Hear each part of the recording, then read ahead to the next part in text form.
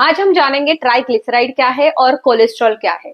Okay, सो triglyceride एक type of fat है जो आपके ब्लड में होता है, जो आपको फूड इनटेक से मिलता है। और यूजुअली कोलेस्ट्रॉल क्या है, तो एक वैक्सी फैट लाइक सब्सटेंस होता है जो आपकी बॉडी खुद बनाती है, लीवर उसे बनाता है और वो जरूरी होता है आपके गुड हेल्थ के लिए, जिसकी वजह से आपका सेल वॉल बनता है, टिश्यू, बाइल एसिड और हॉर्मोन्स बनते हैं। ओके, उसी प्रकार से ट्राइग्लिसराइड भी इक्वली इंपॉर्टेंट है बॉडी में। क्यों? क्योंकि ट्राइग्लिसराइड से जो फैट सॉल्युबल विटामिन है जैसे कि विटामिन ए, ई, डी, ये एब्जॉर्ब होते हैं। ओके, ट्राइग्लिसराइड्स कब यूज होता है? तो जब भी आपके बॉडी में आप जरूरत है बहुत ज्यादा एनर्जी की। कब होती है? जब आप फास्टिंग करते हैं, जैसे वेट लॉस के लिए फास्टिंग किया है, 16 आवर्स इंटरमिटेंट फास्टिंग किया है, या फिर आप बीमार हो, आपको फीवर आया है तो आप कुछ खा नहीं पाए, तो बॉडी में एनर्जी आपको प्रोवाइड कहाँ से होती है? तो ये ट्राइग्लिसराइड से होती है। सो ये ट्राइग्लिसराइड इक्वली इंपॉर्टेंट भी है, और ज्यादा वो मात्रा में आपके ब्लड में बढ़ जाता है तो वो नुकसान भी करता है। क्यों? क्योंकि वो जो प्लाक्स है वो बिल्टअप हो जाता है आपके आर्टरीज में, और इसके वजह से आपकी आर्टरी क्या हो जाती है? ब्लॉकेज हो जाती है, और इसी के वजह से आता है आपको हार्ट अटैक, और फिर ब्रेन स्ट्रोक भी हो सकता है, आपको लिवर डिसीजेस हो सकते हैं, हार्ट डिसीजेस हो सकते हैं, आपने सुना होगा फैटी लिवर होता है।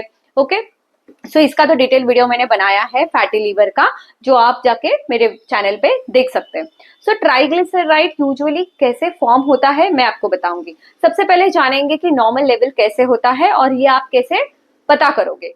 सो ब्लड इन्वेस्टिगेशन किया जाता है, सीरम कोलेस्ट्रॉल और लिपिड प्रोफाइल। इसके लिए आपको 12 आवर्स फास्टिंग रखनी पड़ती है। फॉर एग्जाम्पल, अगर आपको मॉर्निंग 9 o'clock को इन्वेस्टिगेशन करना है, ब्लड इन्वेस्टिगेशन, तो आपको रात को, पहले दिन रात को 9 बजे से आपको कुछ नहीं खाना है। सो 12 आवर्स फास्टिंग रखने के बाद मॉर्निंग 9 o'clock को आपका ब्लड इन्वेस्टिगेशन होगा, जिसमें आपको क्या क्या पता चलेगा? तो एचडीएल कितना है, that is high density lipoprotein, जो गुड कोलेस्ट्रॉल बोलते हैं, ठीक है, उसकी रेंज पता चलेगी। LDL that is low density lipoprotein, जो होता है बैड कोलेस्ट्रॉल, उसका रेंज पता चलेगा। और टोटल ट्राइग्लिसराइड आपके बॉडी में कितना है? तो यूजुअली नॉर्मल रेंज कितनी है?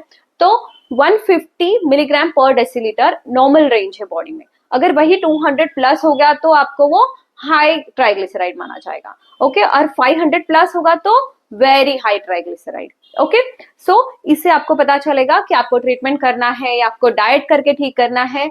वो मैं पहले आपको बताऊंगी कि ये ट्राइग्लिसराइड कैसे फॉर्म होता है।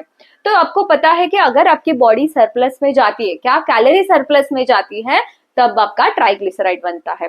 फॉर एग्जाम्पल, जब आप कोई फूड खाते हैं तो क्या होता है? कार्बोहाइड्रेट्स लेते हो तो क्या होता है? वो ब्रेक डाउन होता है बॉडी में ग्लूकोज में। ओके, ये ग्लूकोज ग्लाइकोजन में कन्वर्ट होता है और multiple functions of the body के लिए वो यूज होता है। ओके, सो एक्सेस ग्लाइकोजन कन्वर्ट होता है फैट में। जैसे ही आपका ब्लड शुगर इंक्रीज होता है बॉडी में, जैसे ही कुछ खाना खा लेते हो और ब्लड शुगर इंक्रीज हो जाता है, तो इंसुलिन हार्मोन रिलीज होता है और वो सिग्नल देता है बॉडी को कि कार्बोहाइड्रेट्स को ग्लाइकोजन में कन्वर्ट किया जाए, और ये ग्लाइकोजन स्टोर होता है लीवर में, मसल्स में और टिश्यूज में। और जब ये स्टोरेज फुल हो जाता है तो ये ग्लाइकोजन यूजुअली कन्वर्ट होता है फैट में। इस तरह से बनता है आपका ट्राइग्लिसराइड। एक्चुअली आपके फूड का जो ग्लाइसेमिक इंडेक्स होता है, एक मेजर होता है जिससे पता चलता है कि आपका फूड कितना कॉज करता है ब्लड शुगर इंक्रीज करना। जैसे कि न्यूट्रिएंट कंपोजिशन क्या है, या फिर उसका कुकिंग मेथड क्या है, राइपनेस ऑफ फ्रूट कितना है, या फिर प्रोसेस फूड कितना है। इससे ग्लाइसेमिक इंडेक्स आपके बॉडी में वो फूड से ब्लड शुगर इंक्रीज कर सकता है।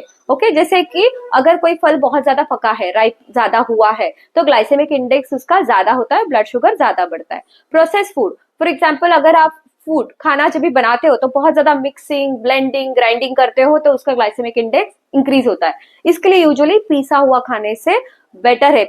ओके, होल ग्रेन खाइए। फिर ये ग्लाइसेमिक इंडेक्स आप पता करोगे तो आपको पता चलेगा कि आपको खाने में क्या इंक्लूड करना चाहिए और क्या ओमिट करना चाहिए। यूजुअली ये ट्राइग्लिसराइड फॉर्म होता है फैटी फूड लेने से, जैसे कि ऑयल, घी, बटर, इसके कंजम्पशन से होता ही है, बट उससे भी ज्यादा कंजम्पशन क्या करने से होता है? तो कार्बोहाइड्रेट, शुगर, ज्यादा डाइट में लेने से आपका ट्राइग्लिसराइड बढ़ जाता है।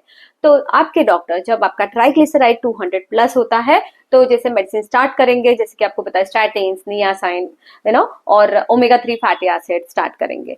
बट अगर आप डाइटरी चेंजेस करेंगे तो बिना मेडिसिन के भी आपको ट्राई करना चाहिए, ठीक है, आपके लाइफस्टाइल चेंजेस करने चाहिए।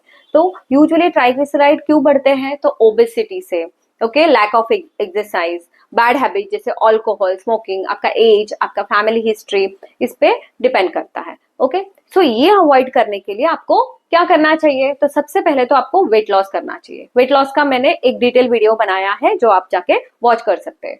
सो वेट लॉस करना चाहिए, एक्सरसाइज डेली करनी चाहिए, आपके मील टाइमिंग्स रेगुलर रखनी चाहिए, खाने का समय रेगुलर फिक्स टाइम रखना चाहिए, प्रोसेस फूड अवॉइड करना चाहिए, रिफाइंड ऑयल अवॉइड करना चाहिए, उसके जगह आपको कोल्ड कंप्रेस ऑयल्स यूज करने हैं, जंक फूड अवॉइड करना है, कार्बोहाइड्रेट इनटेक कम करना है, शुगर कम करना है, जंक फूड जैसे कि बाहर के चिप्स, बिस्किट्स, आप जो भी पैकेज फूड खाते हो वो कम करना है, अल्कोहल, स्मोकिंग अवॉइड करना है, सबसे इंपॉर्टेंट आपको शुगर ही अवॉइड करनी है।